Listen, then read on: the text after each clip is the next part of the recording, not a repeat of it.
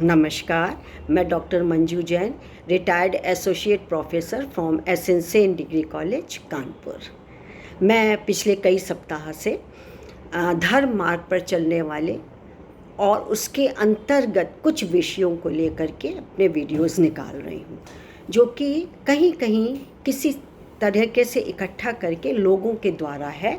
और मैं उन महापुरुषों की बातें क्या कहा, कर्म के बारे में, भाग के बारे में, सहानुभूति के बारे में, परोपकार के बारे में, अहिंसा के बारे में, ये क्या कैसे होते हैं, या धर्म मार्ग पे क्यों चलना चाहिए, धर्म मार्ग में चलने पर हमें क्या मिलेगा, मुक्ति मिलेगी, मोक्ष मिलेगा, नहीं मिलेगा, कितना मिलेगा, इन सब बारे में आपको बताती हूँ।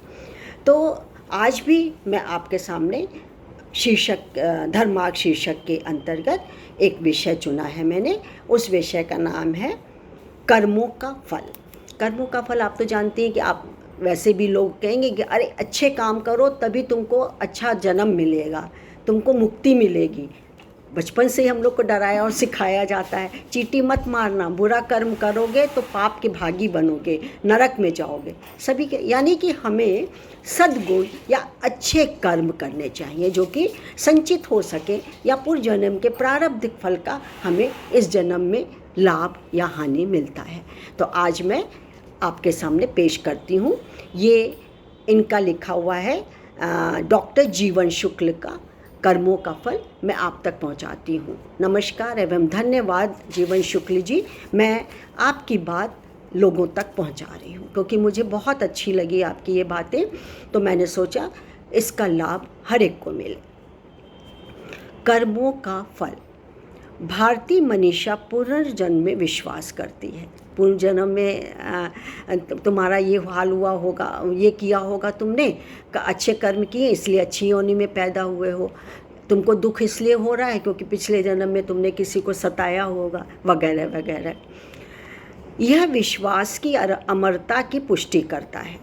शरीर वश की तरह हर जन्म में बदल जाता है, पर आत्मा अनश्वर और अपरिवर्तनीय होने के कारण वहीं रहती है। पूर्व जन्म का पुरुषार्थ ही शास्त्र की भाषा में प्रारब्ध कहलाता है। यह प्रारब्ध कर्मों का संचित कोश है। इसे तत्परता से उत्साहपूर्वक किए गए कर्मों से बदला भी जा सकता है। जो कर्म शास्त्र विरुद्ध होते हैं उन्हें अशुभ या पाप कर्म, और जो शुभ कार्य होते हैं या कर्म होते हैं वे शास्त्र सम्मत अर्थात पूर्ण कर्म कहलाते हैं। प्रारब्ध के खाते में दोनों दर्ज होते हैं, यानी अच्छे कर्म भी बुरे कर्म भी। जिन कर्मों का फल नष्ट हुए शरीर द्वारा नहीं भोगा जा सका, यानी जो भोग शेष रह गया, उसे भोगने के लिए ही जीवात्मा दूसरा शरीर धारण करता है। अवशेष कर्म फल को प्रारब्ध और अवशेष वासना को दूसरा जन्म लेने का हेतु बनाकर ही जन्म की निरंतरता का बोध शास्त्र और महापुरुष हमें कराते रहे हैं और अभी भी कराते रहते हैं। कर्म जीवात्मा को शरीर में बने रहने को विवश करते हैं, और वासना अथवा अतृप्त जो हमारी इच्छाएं या आकांक्षाएं हैं वह पुनः उनकी पूर्ति के लिए दोबारा जन्म लेने को विवश करती रहती हैं। जिस तरह कैदी को जेल में उसके आचरण के कारण जेलर की अनुशंसा पर मतलब उनकी आज्ञा पर या निवेदन पर सरकार निर्धारित अवधि से पहले ही मुक्त कर देती है, उसी तरह का लाभ परमात्मा भी जीवात्मा को देता है, जरूर देता है। सद और असद कर्मों का फल सुख और दुख के रूप में हमें भोगना ही पड़ता है।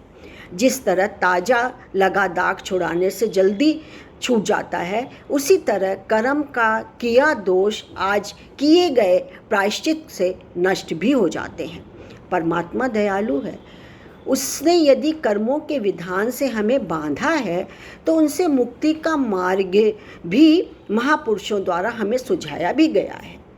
शुभ कर्मों के फलस्वरूप यदि किसी को अपार संपत्ति मिली भी है तो भी वह नित्य संचित रूप में व्यय करने पर एक दिन समाप्त हो जाती है, समाप्त हो ही जाएगी।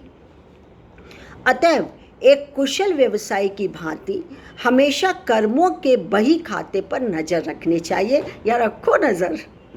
आमदनी से खर्च कम ही होंगे तभी यह संसार सुखमय लगेगा।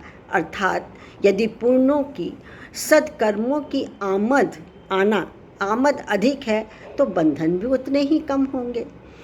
संतुलित जीवन ही योगी का, सद्गृहस्थ का जीवन कहलाता है। शुभ और अशुभ कर्मों के फल भोग का नाम ही प्रारब्ध है। इसलिए मनुष्य अपने भाग्य का स्वयं निर्माता कहा गया है।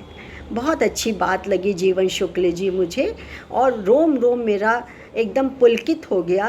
क्यों? क्योंकि आपने बहुत ही सुंदर तरीके से इसको लिखा है। मुझे उम्मीद है आप सब लाभान्वित होंगे और इसका लाभ उठाएंगे। आज के लिए बस इतना ही। नमस्कार।